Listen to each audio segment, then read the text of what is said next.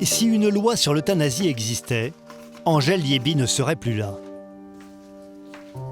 Il y a 10 ans, à la suite d'une atroce migraine, elle est plongée dans un coma artificiel, pour un jour ou deux, mais elle ne se réveille pas. Pour le personnel médical, elle est très vite considérée comme morte. J'étais plus capable même de respirer. J'étais inerte dans le noir complet. Angèle est atteinte du syndrome de Bickerstaff, une maladie neurologique rare du système nerveux central, mais les médecins l'ignorent. J'étais incapable de donner un signe. J'écoutais le moindre son, le moindre bruit. Tout, j'entendais même les roulettes des soulèves malades, de l'appareil qui s'approchait du lit. Je ressentais le froid dans le dos des lanières quand on me soulève. Tout, je ressentais tout. Autour d'elle, son mari et sa fille continuent de veiller, alors que les médecins ne leur donnent aucun espoir. Parce qu'on leur a dit, voilà, ça, elle n'est plus là, cérébralement, elle n'est plus là.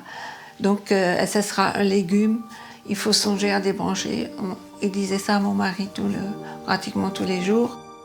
Un médecin va lui faire un test particulièrement douloureux. Il m'a pincé le sein et ça me faisait très très mal, il a tiré dessus. 2 fois d'ailleurs.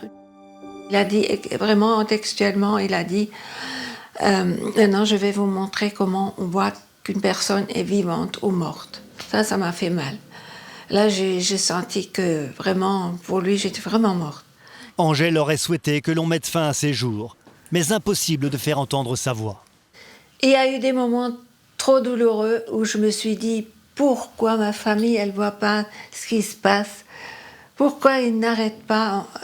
Pourquoi ils me laissent souffrir autant ?» Je leur en voulais par moments.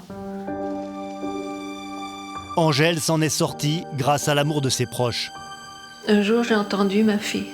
Elle me disait « Je vais très bien m'occuper de papa, mais quand même, il faudrait que tu reviennes parce que j'aurai un 3e enfant. Ce 3e enfant connaîtrait même pas sa mamie. » Et je pense à ce moment-là, j'ai vraiment pleuré. Et alors, elle a dit que c'était des larmes. J'entendais « Maman, elle pleure. » Je suis tellement heureuse qu'on n'ait pas entendu mes cris. Je suis tellement heureuse d'être là et qu'ils ont refusé de débrancher. Angèle a réappris à respirer, à parler, à marcher. 10 ans après, elle est toujours là pour raconter son histoire.